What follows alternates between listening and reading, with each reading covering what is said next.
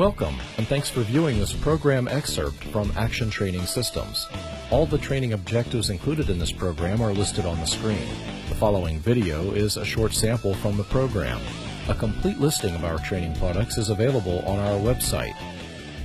Inspect the clavicles, sternum, and ribs. Palpate the entire rib cage for deformities and crepitus.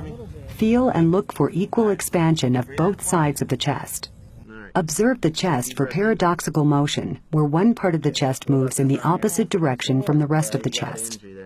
Examine all 4 abdominal quadrants for distension, tenderness, or rigidity.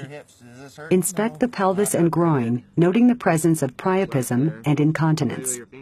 Examine extremities, comparing one side to the other.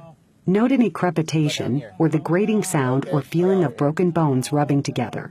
Check motor function and sensation if the patient is responsive. Use a trauma scoring system to numerically identify the severity of the trauma for the receiving facility. We'll go and stabilize it there. Thank you for viewing this program excerpt.